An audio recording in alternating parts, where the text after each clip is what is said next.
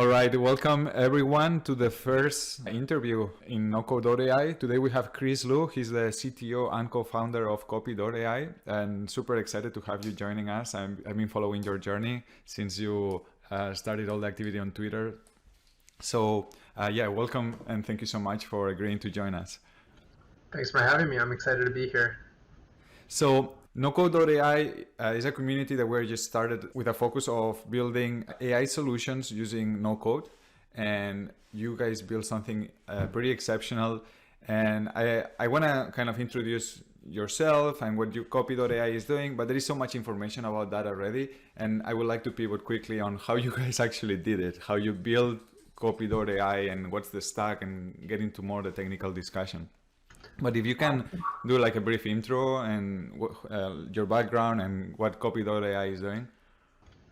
Yeah, I'm Chris. So, I graduated school with a engineering and finance degree. However, I was really interested at the intersection. So I ended up in the investing world for a few years. But on the side, Paul and I would build a lot of side projects. So Paul worked with me at the other firm. We worked there for 5 years, and we would test out a lot of ideas. And no code was just the fastest way to test out things. Whether it's a newsletter or it's like just a website with a landing page or anything. We launched a bunch of things really rapidly. And then GPT-3 came out. We've been watching GPT-2 from afar for a while, but when it came out, we're like, oh my God, this is like the future. This is insane. It's the ultimate creativity machine. And that's what started us to build taglines.ai and then ultimately Copy.ai. To be honest, Copy.ai and taglines.ai, I would call it more low code versus no code. It's still a good amount of code that I had to write on the back end and then on the front end to make things work and feel a little bit nicer. But you could have built it in Bubble. But the back end would still require a little bit of code. But there are ways around that. But yeah,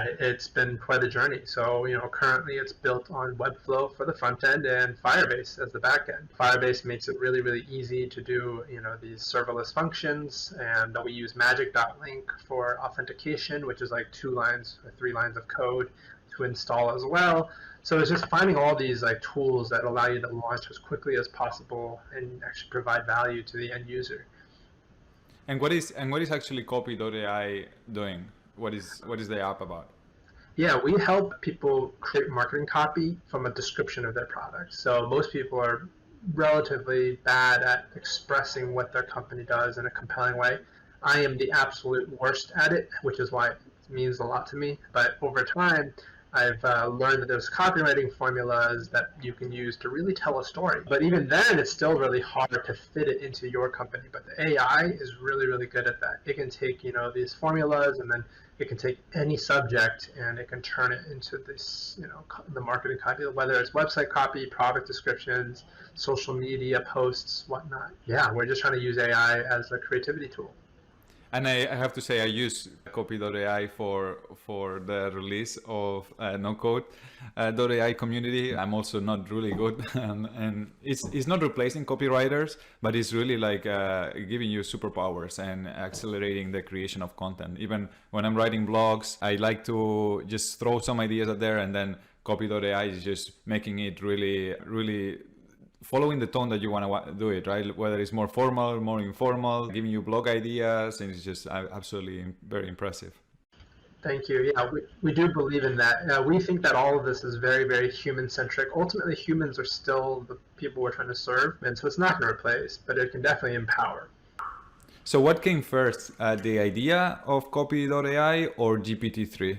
Or is it just you saw GPT-3 being so powerful and then you were running different, what can we do with this technology? That's a great question. Ultimate vision came first by a good amount. So Paul has always had this vision that the future doesn't have just beige walls everywhere, that the future should be optimistic, should be cool, that it should be exciting. But everywhere you look, you see dystopian. It's like, oh, Black Mirror, or like, oh my God, we're going to all be like jobless and people are going to just be very unhappy. And so we set out to really change that. Paul, every single one of Paul's ideas has pretty much been to try to, make a better future that's more exciting for not only himself, but for everyone involved. And a big part of that was us studying and figuring out, well, what's missing? And it seems like creativity. So it's like my entire thinking was, oh, well, maybe we need to start an early stage or early education, company to like start teaching kids from a young age to be creative and keeping that, and you'll see it 50 years later. GPT-2 came out and we're like, oh, well, this thing could be quite interesting. It's like getting pretty interesting. And then GPT-3 came out and we're like, oh, maybe AI can be that creative enhancement where people will be able to generate things that they didn't even imagine they would be able to. And once you imagine you can do it, you start thinking of all the other possibilities, and it enhances creativity that way. And then the other thing that really, struck a tone with us was starting your own business. And because we think business is the ultimate form of creative expression, because you're creating something to help serve other people, and it's valuable. And so we're like, well, why is it so hard? And we realized, when we were doing our own things, man, getting the messaging right, getting things set up, getting people interested, telling people why you exist and why it matters to them is not easy. And that's kind of where we started off. But the long-term vision is to really help people live more meaningful lives. We think that most people will live more meaningful lives if they own their own business. So helping people start their own businesses would be really core as well. And when it comes to Copy.ai, you've been building everything in public. I actually been following almost since release in October. I think it was in October, right? Yeah. And so what made you think that this one was kind of like so successful from the very beginning? What was different in this case? Yeah, that's a great question. Paul and I, we both have launched smaller projects in the past. His first really big release on Twitter was movewithfriends.com. It's like a thing to help you move with all of your friends to a new place. And he launched that on Twitter, and he started building an audience that way because it was interesting stuff. People have thought about this before. No one's really tried to put it into action. He tried to put it into action. It's really tough. And then we launched taglines.ai on Twitter, and it got a lot of traction too, more so than we ever imagined. And then Copy.ai was just natural. But the real reason why we are building in public and why we want to be so transparent about it is because we want to inspire more entrepreneurs. We think if we can create a roadmap for how you can initially find customers and use the power of social media to generate those early customers, more and more businesses will be successful. I'm going to show a graph to the team tomorrow, and it's literally just, this on one side, it's number of businesses you have to try out, and then on the other side, it's like the probability of success for each business. And then, so it's going to be graphing. It's like, okay, let's say you have a 10% chance of success for your business to, take off or succeed. And how many times do you have to try before you can guarantee yourself a 95% chance that one of these are going to take off? The answer is 29. You have to try 29 times given a 10% chance of success. So there's two ways you can tackle this. One is you can increase the number of tries, or, but preferably both, you can increase the probability of success per try. And building in public does the second thing. If you launch and no one cares, then you might need to rethink your thinking. Like, hey, why did no one care? Or maybe you're talking to the wrong audience and you have to go back and iterate. But it's better to find that out before even launching a product. So that's why I'm a big fan of launching in public with like a subscription, maybe like an email form, a waitlist form, and just see if people sign up. If no one signs up, then maybe you should try something else. If people do sign up, now you have people that you can talk to and get feedback from to actually build a product that they find valuable. For us, our testing was very much taglines.ai, and ultimately, it was so easy to set up an MVP because GPT-3 does so much of the heavy lifting. We were able to validate it really, really quickly. And the feedback immediately was, hey, can we do this stuff? Can we do this stuff? Can we go longer form? And then, one thing led to another, and we decided, okay, we need to do something bigger. And then that ended up being Copy.ai. So when you started, because you got now a round of funding, seed funding, 2.9 million. Congratulations!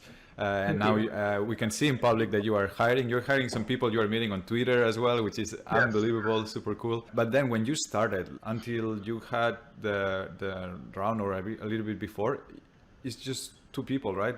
Paul and you. He was taking care more on the business side, and you are the one holding the fort and building everything. Right.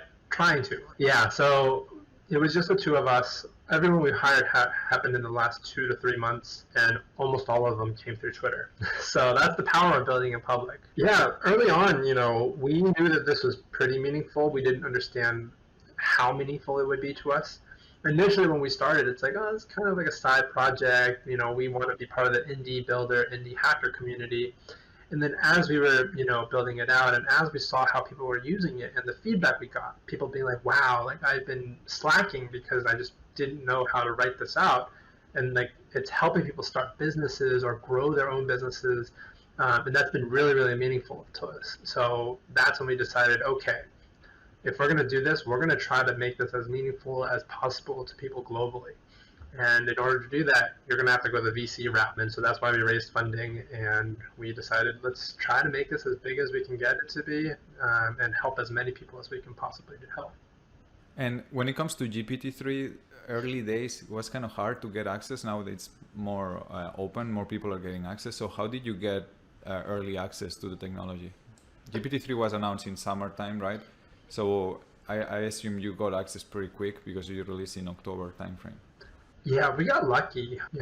I know that the wait list got really, really long. We applied basically as soon out the gate as possible. And the trick at that point in time was to actually apply with a meaningful project that could be potentially commercializable. And, we did that. We spent a lot of time writing that application, and that really helped us, I think, get accepted early on. The other good news was that, being on Twitter, you get to see it really, really early on. So when you see it early, you can apply early, and then, small story short, we got pretty lucky. So when it comes to, do you have a previous experience with AI? Or you consider yourself an AI expert or a data scientist? I understood the basics, I would say. I understood most of the history of how we got to where we are now, but I kind of stopped after college. So, I had not caught up. And when GPT 2 and 3 started coming out, that's when it was like, okay, time to refresh. What are these transformers? These things didn't exist back then. And then, now I think we have a much better understanding of what's possible. But even then, like the AI scene moves so quickly and people are innovating so quickly. If you don't have a really strong foundation, it's hard to keep up. So sometimes it's hard to understand exactly what people are doing at the cutting edge. By no means am I an AI expert, but by playing around with GPT-3 a lot, I start getting a feel of how GPT, how it works. But even then, I know there's still so much more to learn. We've barely scratched the surface. Yeah, so that's one of the goals of the community, to share with everyone how if you apply existing tools or technologies that are already out there, you can build powerful AI solutions and have like an amazing ROI, which is basically what you guys did with GPT-3. I would say is pretty exceptional in terms of like how they provide documentation, support, Slack, community. You get your questions answered super quick, whether by the staff or by other people that they have access. So I think they really did it very well. It's not like using other AI APIs. It's not just powerful, but it's very well supported. But it's a perfect example of just grab technology, build a cool business around it, and have like a wonderful story. So GPT-3 is kind of sometimes interesting in terms of the outcomes, and you've been really quick. I remember when you released Copy.ai, you had like a couple of what you call tools, and now it exploded. You have like so many different tools. So can you tell us a little bit how you actually build the integration of GPT-3 by tool and how you make sure is giving the best outcome? So for example, when you are doing like, you have like a resume generator and you have like ways to create taglines, or do you have like, how many tools you have now? Like 20 or 30? It's like pretty big number. Yeah, we have like 80 now actually overall. Yeah, but each tool is basically just a few examples of what you're looking for.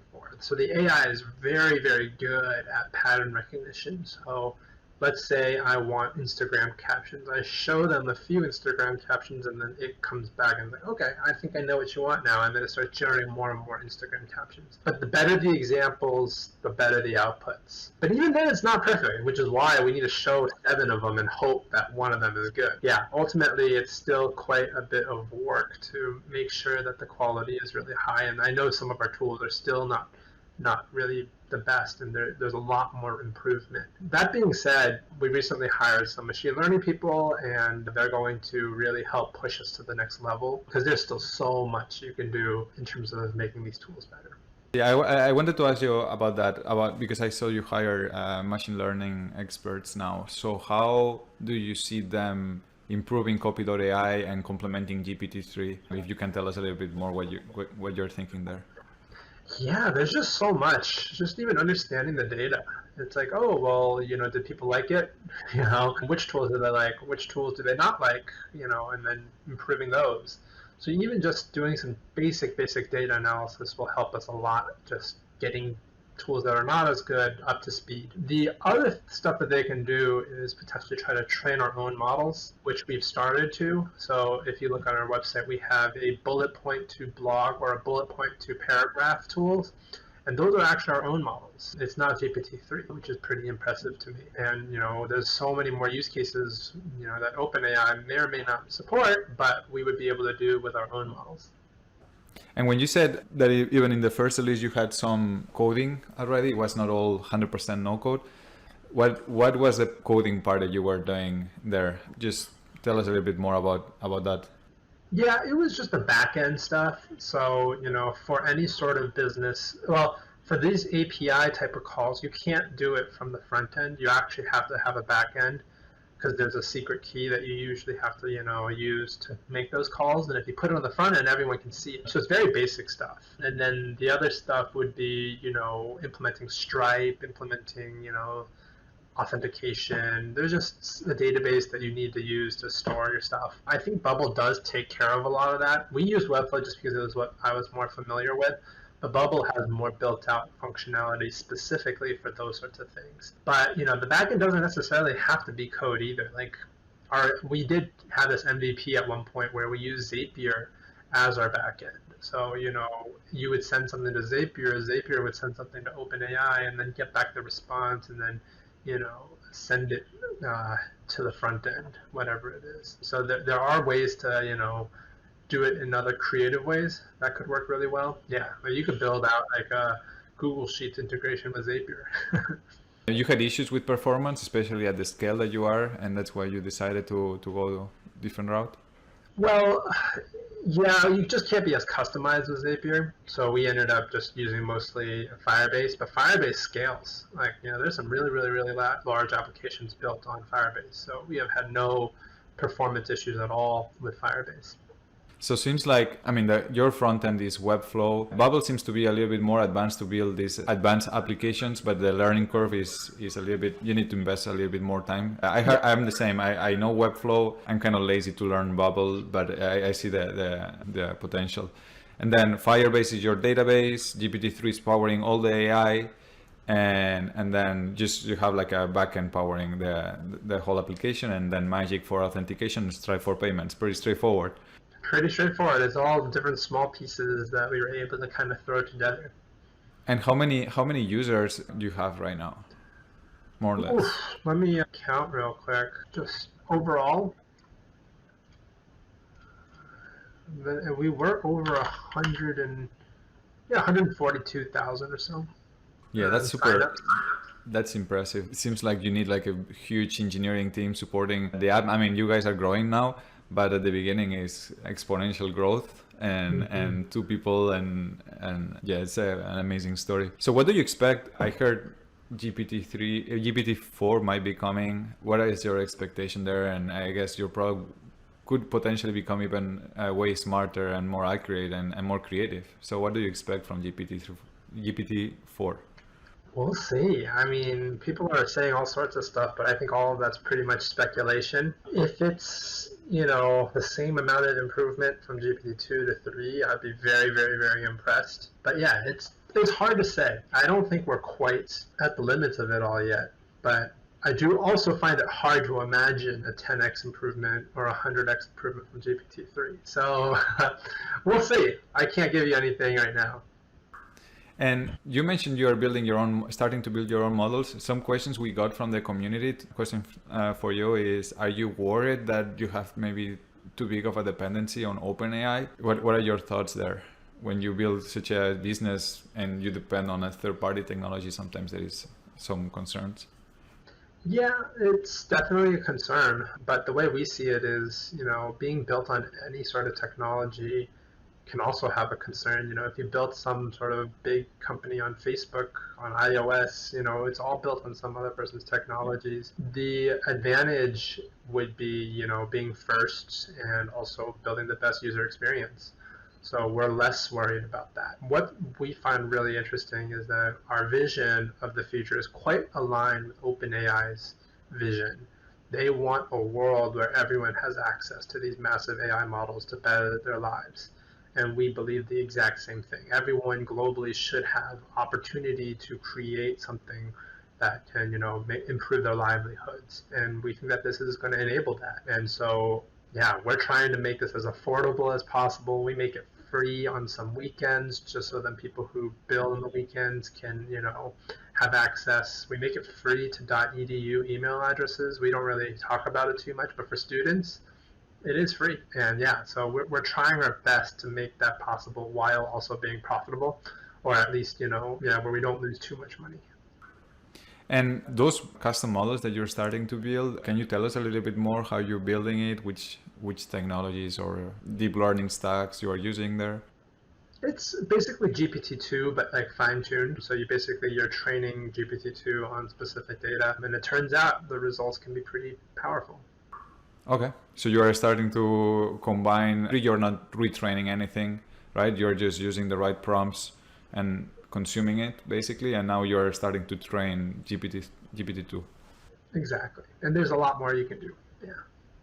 Let me ask you some questions that I got from people on Twitter and in the community.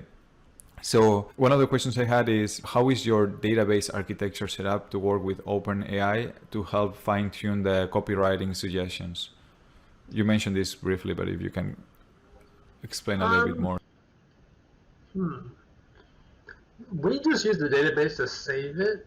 We don't really use it to optimize too much. It's just being able to say what the results were. Yeah, there's not too much that we do there. Most of the improvements is on the prompt side. So getting the best examples and really being able to optimize that has been really powerful.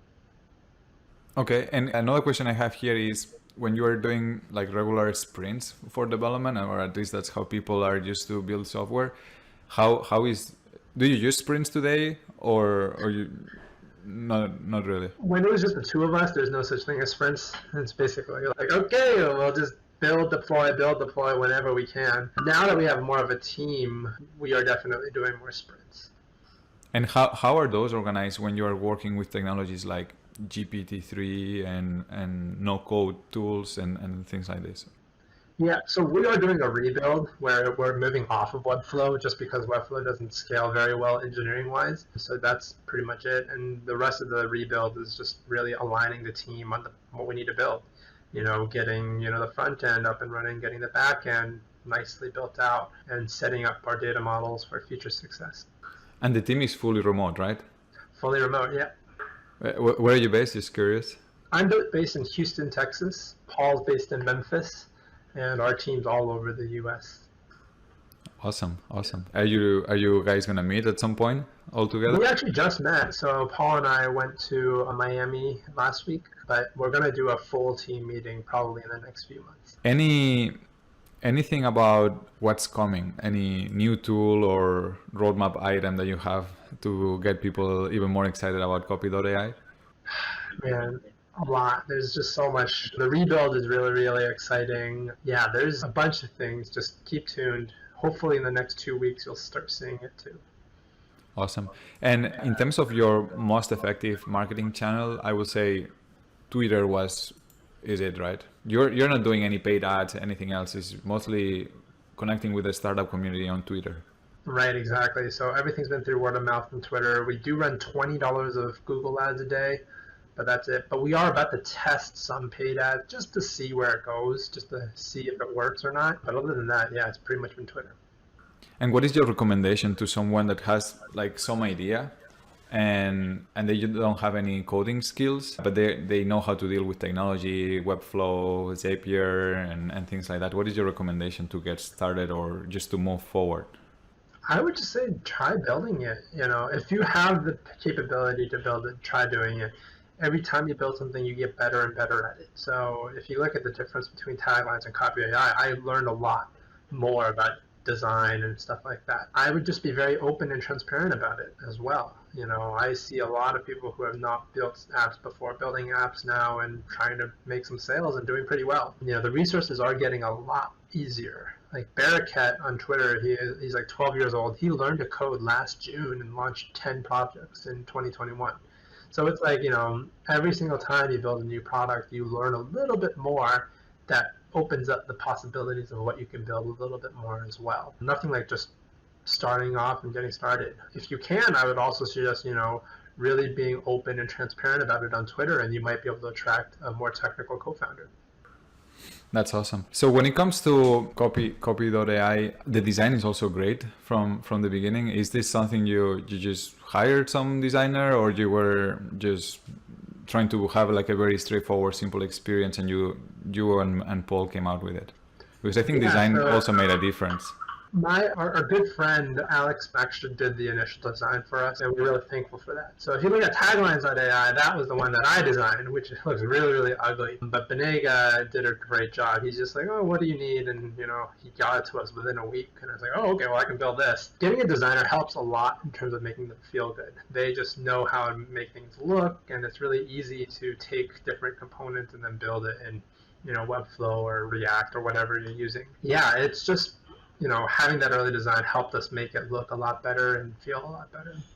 Yeah, I always encourage involve design early on. Makes a huge difference if you have friends or some money to hire someone you trust, because especially when you are trying to release a new product. What I was always very impressed is how quickly is to go to Copy.ai, create an account, and just in less than a minute you were having already suggestions from GPT-3. And you see the power in the first minute. You see the power of the product, and that's what makes, I think, a big difference. Completely agree. What do you have to say about all the competition that is popping up right now? It's good stuff. Competition's always good. It pushes the barriers, and people always constantly need to innovate, and ultimately it benefits people. So everyone's helping to lower the barriers of getting stuff done.